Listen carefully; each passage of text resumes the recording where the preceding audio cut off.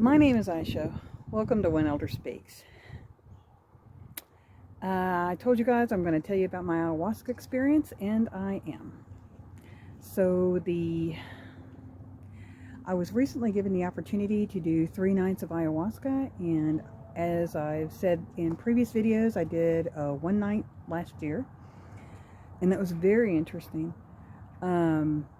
And it opened up some interesting things for me, and so I jumped on the opportunity as I am wont to do, and then I wrote all about it because I didn't want to, because I knew I wouldn't be telling you guys immediately, so I knew that I was going to have to come back and tell you guys about it. So let me just open up my pages here, so I don't want to miss anything.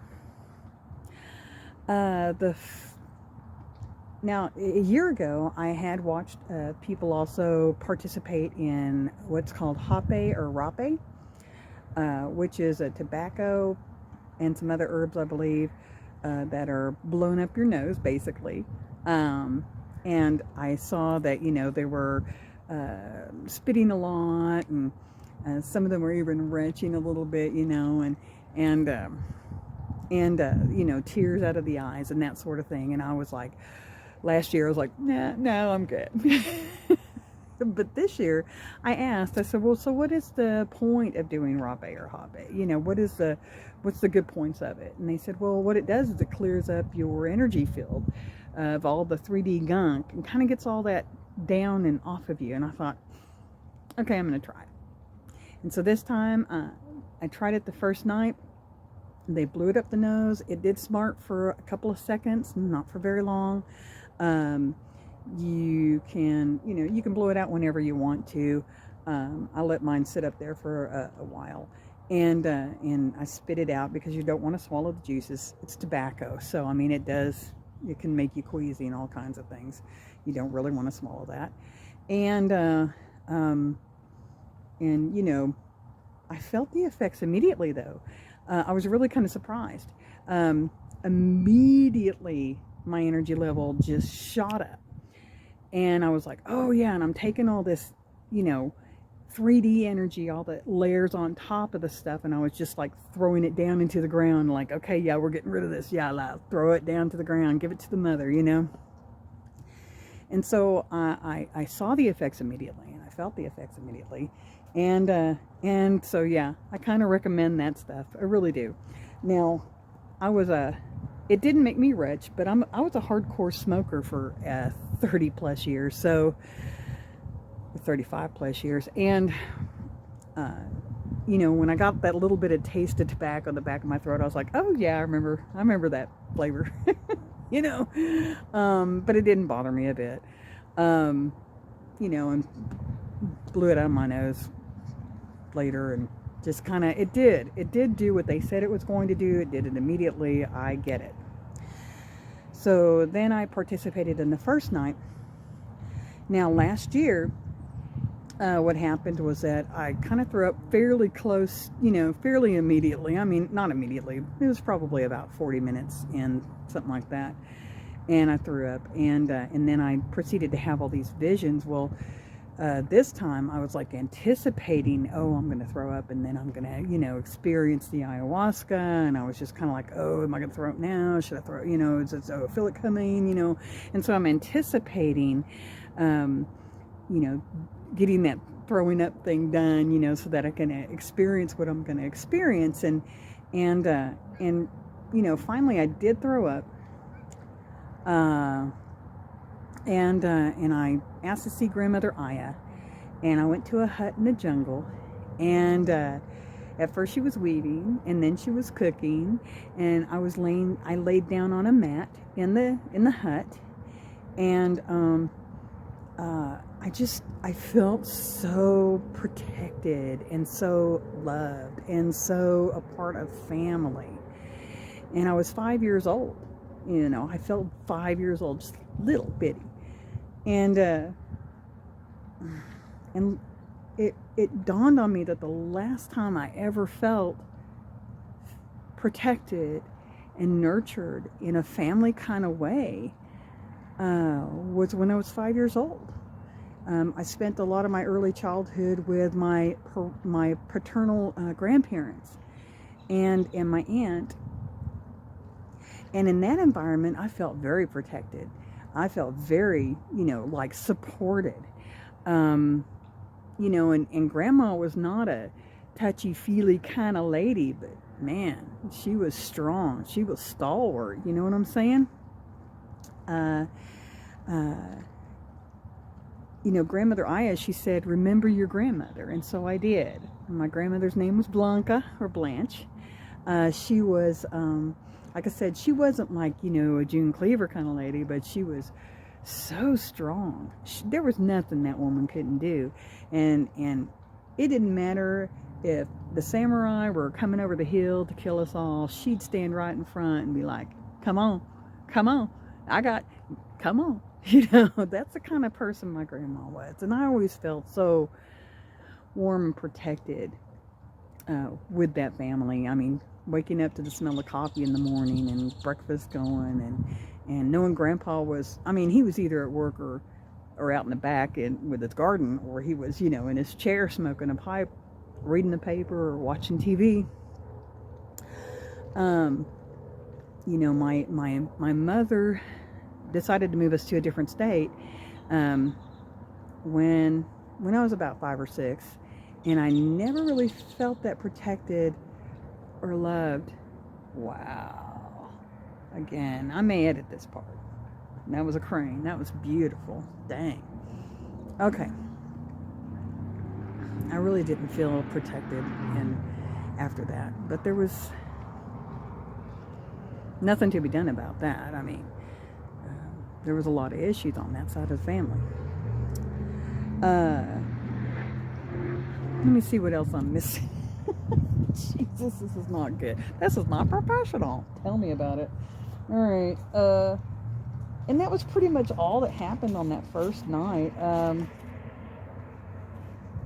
Oh yeah, Grandmother Aya said, you feel that Grandmother Aya said, you feel that feeling of family? She said, you hold that in your heart. You hold that family in your heart.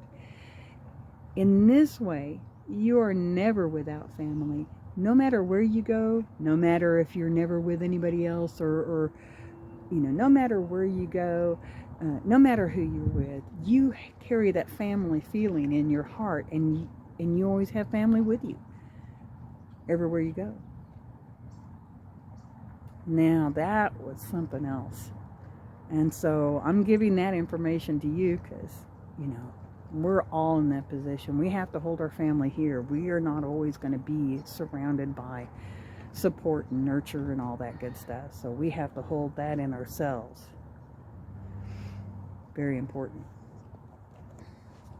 And that's pretty much for the first night. The second night, I went in with the I had, you set your intentions, and my intention on the second night was to facilitate healing on my mother's side of the family, on my mother's side of the family, because there was an awful lot of unresolved trauma over there, and I wanted to see what I could do to make it better. So I think I recognized that first night that I was trying to control what was happening and control when I'm going to purge and control what there was a part of me that was, oh yes, it's going to be like this and it's going to be like that and it's going to be like that. And I realized on that first night that I needed to not orchestrate what was going on. I just needed to allow the ayahuasca to do the orchestration for me. So the second night, I relaxed. I didn't worry about when or how I was going to throw up or anything like that. And I just allowed everything to come about. And so I went in with the intention with cleaning up the line of my mother's going on up. And at first I did see some stuff, I saw around the candlelight and stuff like that. I saw some red line, blue line, yellow line, kind of like prismatic kind of colors, just kind of there. I did also see, oddly enough, some sigils, however you pronounce that, circles within circles within circles, and then like,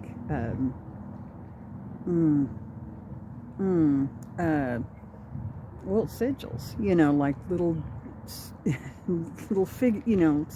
anyway, they looked a lot like the Seal of Solomon stuff. If you've ever seen the Seals of Solomon, it looked a lot like that.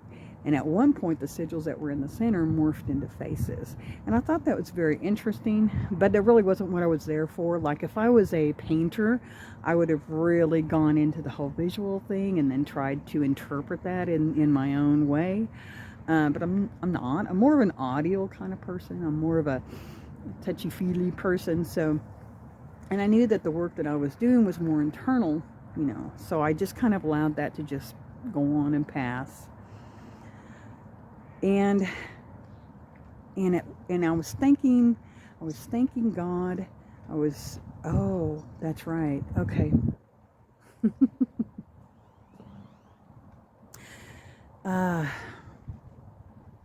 So what was going on with me was I felt myself getting smaller and smaller and smaller and smaller, kind of like outer layers were being taken off. And it was really weird. It was a very physical sensation. Smaller, smaller, smaller, smaller, till finally I was like, I don't think I can get any smaller than this. And at that point, the word love popped up with the red, blue, and yellow lines, but it was like love. And I was like, oh yeah, that's right, I remember now. When I had my religious epiphany, and when I was like 16, I was, I came to a point where I was like, after looking at the Bible, after looking at all the things that I had been taught, after looking at other religious texts, after really doing some serious thinking, I thought, you know what? My God is love, and I will have no other God before love. I wasn't interested in the weirdness that was a lot of what I was taught. I was basically just getting back to what was important. And getting down, being smaller, smaller, smaller, and finally getting down, and then there's love. I was like, oh yeah, that's right. Love is all, and there is no other. And it was like, it kind of just overwhelmed me. We are conceived in love, not when our mother and our father got together, but at the beginning of time, we were conceived in love. There is nothing else in us but love. We are nothing else but love.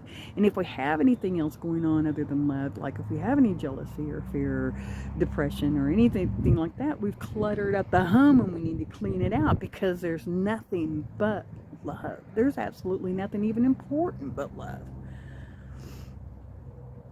because that's all we are at our very core.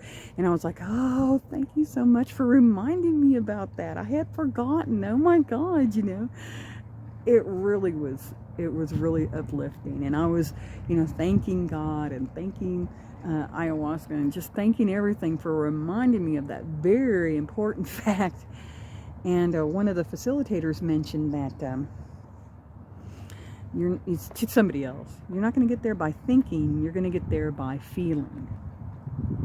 And then I was just started feeling all of a sudden, and I just started bawling, and I just started crying, and that put me back into my mother and her mother, and the darkness and the sadness and the unresolved trauma and all the stuff that they had to deal with back then. Yeah. And I just bawled and bawled and bawled. And I did that for quite a while. And then when I stopped, when I was done, I said, bring the darkness to me. I will consume the darkness. I will transform the darkness. Bring the darkness to me. And in my mind, I'm consuming the darkness, and I am transforming it into love. And I did that for a while. And then I started crying again, and cried and cried and cried and cried and cried and cried until I was done. And then I said, bring me the darkness. I will consume the darkness. I am relentless. I will transform the darkness into the light, into love, because that's all that we are. Ultimately, that's it. There's nothing else to us but love. And then when that was done, I cried some more, and I cried some more, and then I will consume the darkness. I will transform the darkness into love. And I was seeing myself as eating this darkness, as taking it into my body and transforming it into love. And I said, I'm going all the way up to the original people, and I'm not stopping. I'm going to do this. This is something that I will do, and this is something that is done. It's going to be done. And so I did that off and on. Cry, consume, rest for a moment. Cry, consume, rest for a moment. And it was interesting, what I didn't expect. The darkness at my mother and my mother's side was very dark and very heavy and very black. But as I went further up the line and got closer to the original people, it turned more brown, it turned more, less brown. It was weird because it made me realize that all of these unresolved traumas started as not being that big of a deal, but because they were unresolved, they trickled down the line and became deeper and darker and uglier. So if you're stuffing a few things down going, that's not very important, so I'm just going to stuff that down. Take care of the little stuff too, because you don't want that becoming more on down the line for your generation or for other generations that are coming after you. And there was at one point that I just came to a stop and a rest, and I was just like, okay, we're done here. Wow. And that felt really good. And I rested and eventually fell asleep. The third night was very interesting, and I decided that I'm not going to really share that at this time. However, I probably will at some later date. It was a little bit more personal, so yeah. So I'm going to sit on that for a while until I feel comfortable, or until I feel like it's time to share that. Until then, I'll just kind of sit. But I wanted to share this with you to kind of give you an idea of what that was all about, and to kind of give you my thoughts about it wrapping up. I don't feel a need to rush right out and do ayahuasca again, because I have to take this information that I have gotten in that state. Now I have to take that information and turn it into experience by living it. That means, when I forget, I'm like, I forget that feeling of family all the time. So I have to remind myself, feel the family within your own heart so that you always have it with you, all this information that I've gotten from these ayahuasca experiences, I need to integrate them into who I am. And that might take some time. I'm a little slow. I can be a little slow sometimes, because I'm a little fixed in nature. So, it may take me a minute. But I have every intention of doing so. And when I relaxed and allowed the ayahuasca to just do what it's going to do, I got everything I needed from that experience. I didn't have to direct it. I didn't have to anticipate when I was going to throw up, and then, none of that. Everything happened exactly when it needed to happen. And what was weird is, I could really tell, is when I was dealing with my deepest issues, I didn't throw up for a very long time. And when I did, it was good. I threw up from my toes. I threw up, but it was dealing with very deep issues. Yeah. So, man, trust the medicine, trust the path, trust your spirit guides, trust your ancestors, trust the universe. Yeah.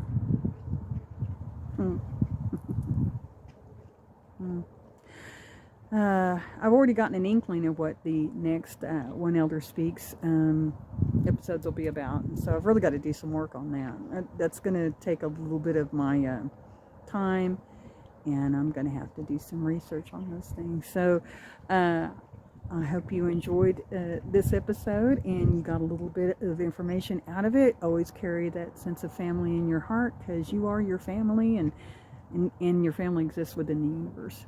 It doesn't leave you. And you're conceived in love at the very beginning of time. And there's nothing else that you are but love. And there's no room in you for anything but love. All right. I think we're going to get where we need to be.